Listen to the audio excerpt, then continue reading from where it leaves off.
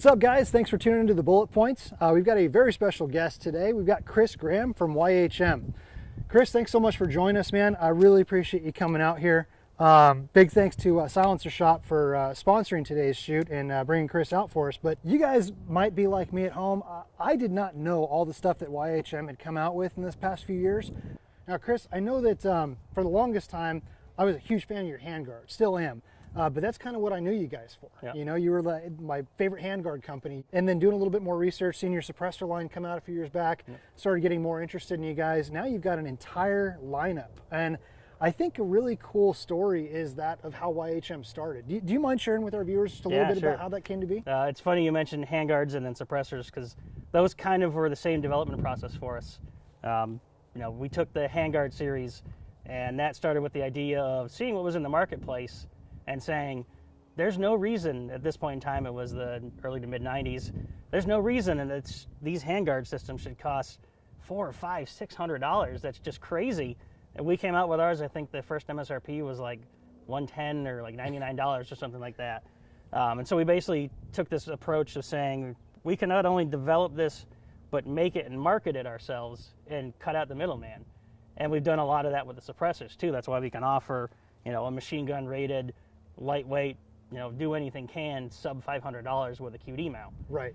You know, we kind of developed this product line for the average consumer. You know, you don't take out a second mortgage to buy a YHM product. People used to come into shows and say, oh, geez, I didn't know you guys made suppressors. I knew you for your handguards and your sights and your muzzle devices. And now we get so many people coming in to the booths and things that say, oh, I knew you guys made suppressors. I didn't know that you made sights and handguards and all this stuff. So it's come full circle. Yeah, it's been really interesting to see that change, you know, our customer base. That's cool. But it's good because, I mean, we, like you said, we have a lot of stuff. We're not just a suppressor company. Yeah. But I think the thing that stands out for YHM the most and that we're exceptionally proud of is that we're a third generation family-owned company. Very, very cool. Now tell us about how it started. It was with your grandpa, right? Yeah, our grandfather, James H. Graham, started it in 51 with a partner of his in their garage. And moved into the building that up until 2017, the shop had been into since the early 60s.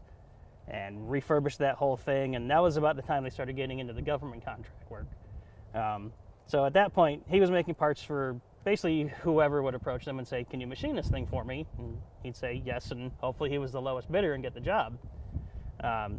He served a tour in Korea and came back and saw an opportunity to help the people he had served with through firearms and accessories. So he approached Springfield Armory, the real Springfield Armory in Springfield, Mass., and basically said, I want to make parts for you guys. And the lady at the desk said, well, that's not how this works. Here's some forms. So he did it, went back. Typical government contractor, right? But no, he went back and got their cage code and all that stuff. And one of the first projects was he and a U.S. Army engineer worked on the M16 Cleaning Rod Kit. Because we're all familiar with the history of that, you know, sold as a, you know, no maintenance, no lube rifle in Vietnam, and very quickly found out that wasn't the case. Not the case at all, right? And up until 2017, we were still making the same kits for government and commercial contracts on the same machines that my grandfather had built to do that job in the 60s. That is awesome, man. What a cool story of American ingenuity and just starting from your garage. I mean, what a cool concept. So you guys are like one of the premier manufacturers of not only suppressors and handguards and all the stuff that we talked about, but now a full line of firearms as well. Can you tell us a little bit about kind of what's new there?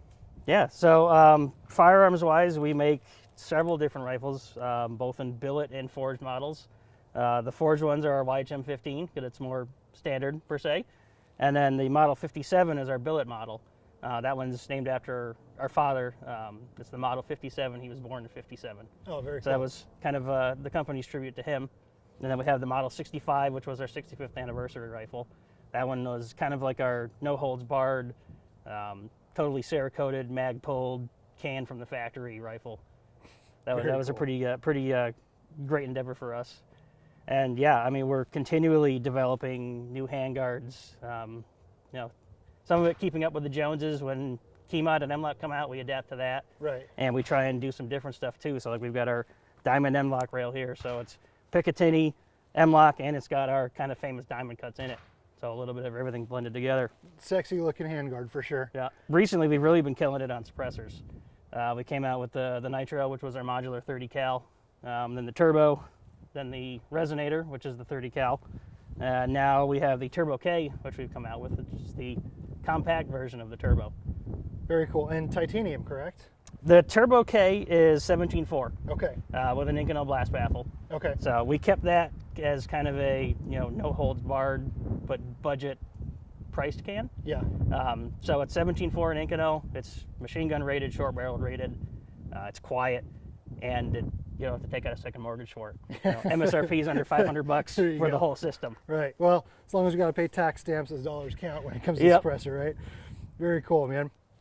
Well, something you guys have recently come out with that I'm really excited about is the Ultimate Upper. Yeah. Why don't you tell our viewers a little bit about this? Sure. Because this thing excites the hell out of me. So the Ultimate, if you've ever seen it spelled out, it's capital ULT, little I, capital MATE. So the reason that we call it that is it's the ULT can in titanium, so ULT TI, and it's basically our titanium through 308 rated can, pinned and welded permanently to a 9.1 inch 300 blackout Mated, barrel. if you will. Yep. And for basically the price of what you would pay for another company's titanium can, you get the can and the whole upper. It's so awesome, man.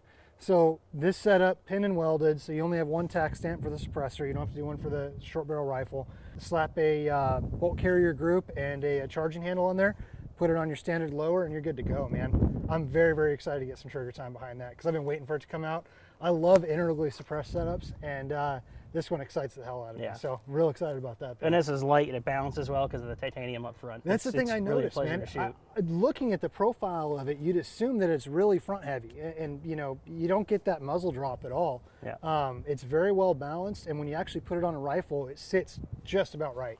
Again, really excited to see that thing come out. I love the innovation. You guys have a line of cans laying around. Why not mate them with some other parts you guys have already put out? Create a turnkey, ready to go program. So yeah, and a one stamp short gun. So exactly. Now it's only in 300 blackout, correct? That's correct. Yep. Okay. Do you guys have any plans to do anything else 5.56 related with those? We've toyed around with other concepts with the Turbo and Turbo K, but nothing that I can disclose officially at the moment. Understood. Understood. All right. And anything else on the horizon that we should know about? We're always innovating, especially in the can market. We've just gotten into with the Turbo K adaptable mounting solutions. So the Turbo K ships with both our QD mount and our direct thread mount. Great. But it uses what's become kind of the unofficial industry standard 1 3/8 thread on the back. So the chemo mounts, ASR mounts, those all take that same thread system. So it really opens a lot of opportunities there. Customers are no longer married to a suppressor brand based on their mounts, which I think is a great place for the industry to go. Absolutely. There's nothing more frustrating than trying to break off another mount because you want to run a different suppressor. So, right. Yeah. Or making that decision, all right, this can looks really good, but I've got 6 of these mounts. Do I really want to invest in that? Exactly. And at $80 a pop for a new mount or whatever they run. Right, starting to rival the cost of the can. Absolutely. Yeah. So I mean that is a factor in the decision. So very cool. Very cool. So we're playing around with modularity a lot more in our system. So I would say stay on the lookout for something like that. Okay. Very cool. Well, you guys heard it straight from Chris. Thanks very much for coming out, dude. I really appreciate it. My pleasure. I'm going to get some trigger time on these. You're welcome to join me. All right. But let's have some fun. Let's do it.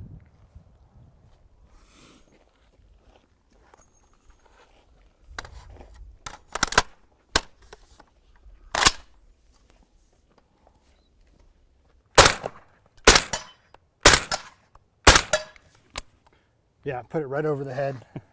Hold right over the head and you'll hit it.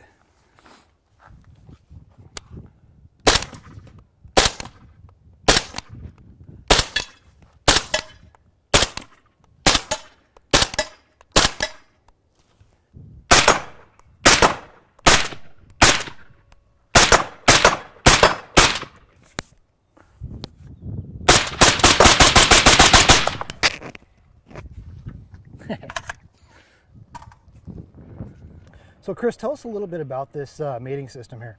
Sure. So what we have is a taper style mounting system, and this is the same system we've used since we started doing suppressors in 05. So the taper in front of the threads here is what actually locks up and seals the can. So the ratcheting sound that everybody's familiar with is actually the secondary locking mechanism. I did not realize that. I totally assumed that the ratcheting was the locking mechanism. So that's just preventing vibration from letting it back out. Exactly. So you get it on a couple of threads to where you hear a click or two, snap those two pieces together, that locks the taper together. That's what's holding your can on. that, like you said, that the ratcheting sound is a secondary locking mechanism. So undo it like 2 or 3 clicks. Now give it a hard snap together. That locks those 2 tapers together. That thing's not coming off. This washer at the rear could be completely gone. That taper's holding your can on. Well, and I love how, you know, it's got a very coarse thread for the taper system. And then, you know, you've got your ratchet on top, so you're not sitting there screwing a suppressor on 40,000 revolutions. Yep. And it truly is quick to catch. There's no levers or buttons or anything to twist. Yeah. You just twist it off. And then, yeah, that ratcheting mechanism is a secondary lock that, through heat and vibration of firing, just keeps it from coming loose. That is awesome.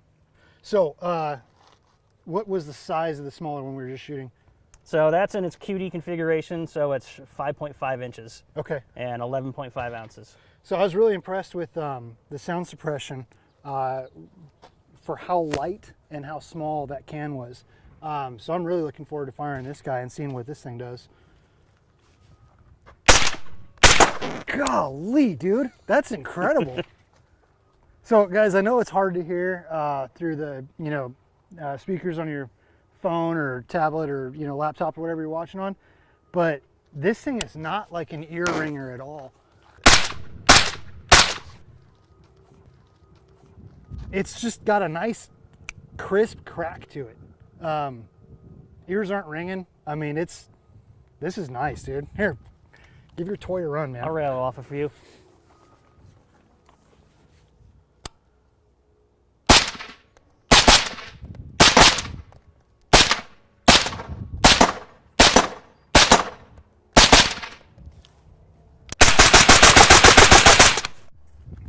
Dude, that thing ran great.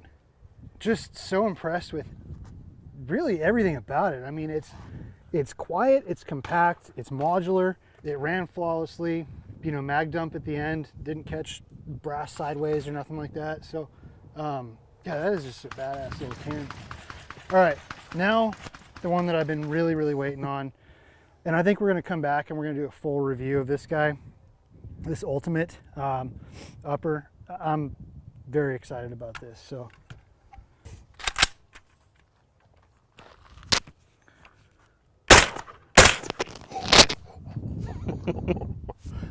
dude, that thing is badass.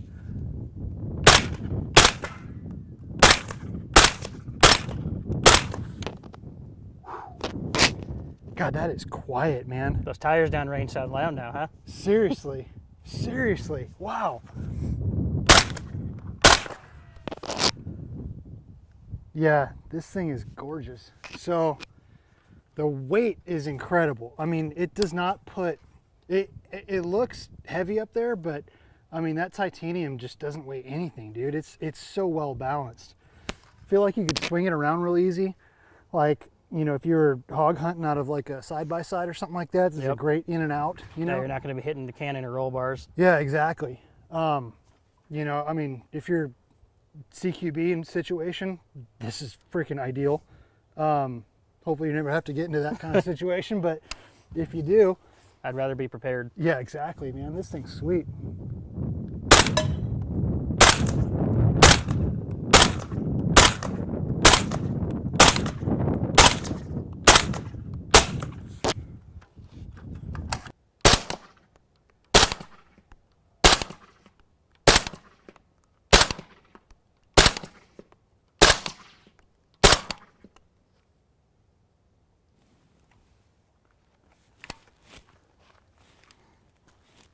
Thing is sweet, dude.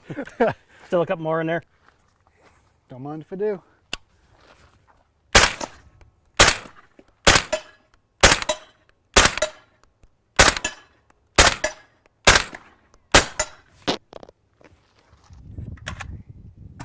Wow, man, that thing runs great. I mean, the weight, the look, the feel of it.